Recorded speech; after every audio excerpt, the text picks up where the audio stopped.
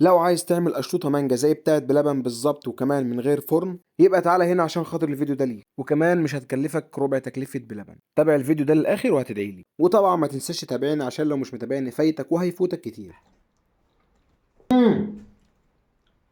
جامده والله بجد. ما تنساش بقى تصلي على النبي وتدعي لاخواتنا دول، تنساش ها. فبمناسبة وصولي 1000 مشترك على اليوتيوب، عايزك تصلي على النبي وتتابعني عشان خاطر لو مش متابعني هيفوتك كتير الفترة الجاية دي من العظمة والجمدان. وقبل ما نبدأ بقى متع نظرك بالتفاصيل والديتيلز. هتجيب كيكاية كمارة ب5 جنيه زي اللي انت شايفها قدامك دي، والمنتج ده 100% مصري وخارج المقاطعة. ينفع اي نوع كيكة تاني طبعا، بس يفضل ان هو يكون خارج المقاطعة. ده عجبني جدا جدا، ودي كان شكلها من جوه. هتجيبها بقى وهتقطعها قطع صغيرة كده بأي سكينة عندك، وفي أي طبق عندك هترصها بالشكل ده. وطبعا دي حتة فضلت كده وانتوا عارفين مكانها فين. هتحضر بقى نص كوباية لبن وهتحطها على جنب كده، وهتديها نطرة فانيليا. نطرة الفانيليا دي بتديها طعم حلو كده كده، دي اختياري.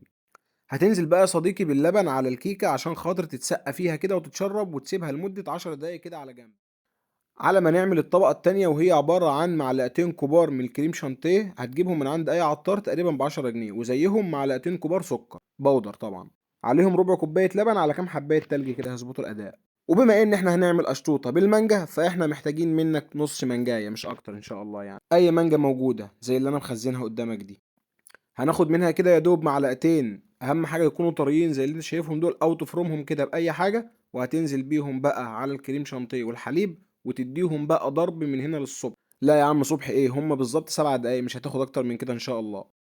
لحد ما توصل معاك للقوام التقيل ده، ان هي ما تنزلش من الحاجة اللي انت عاملها فيها. وبعد كده هتجيب بقى الطبق اللي احنا حطيناه على جنب اللي كنا مسقين فيه الحليب، وهتنزل بالكريم شانتيه عليه. والاهم من الشغل يا ابن عمي ظبط الشغل. فالمهم هتسوي الكريم شانتيه كده بضمير، عشان خاطر العين بتاكل قبل البق. مثل مصري بس انا بعترفش بيه. ماشي يا باشمهندس. شكرا، اتفضل. وما تنساش تديها خبطتين كده عشان خاطر تتسوى كويس. هات لي بقى ربع المانجايه الباقي، وبالمناسبة احنا استخدمنا نص مانجاية بس. وحط بقى مانجا على الوش كده زي ما تحب. المانجا دي مش للتزيين، دي للأكل ها. ولو انت من الناس اللي بتحب المانجا زي حالاتي كده، ما تنساش تكتب لنا في الكومنتات. وبس بكده تبقى عملت أجمد أشطوطة بالمانجا ومن غير فرن خالص، ومش مكلفة نهائي، تقريبا مش مكلفة زي 20 أو 25 جنيه. وفي نهاية الفيديو كنت حابب أشكركم جدا جدا على وصولي ل1000 مشترك على اليوتيوب، وده كله طبعا راجع لدعمكم. وبس ما تنساش تقول لي بقى ايه رأيك في فيديو النهارده، وهل بتحبوا النوع ده من الفيديوهات ولا لا.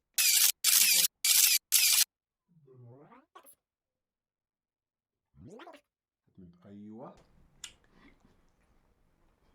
بص بقى، حتة من دي على حتة من دي. افتح بقك. بسم الله. جميلة. احلفي. والله جميلة جدا.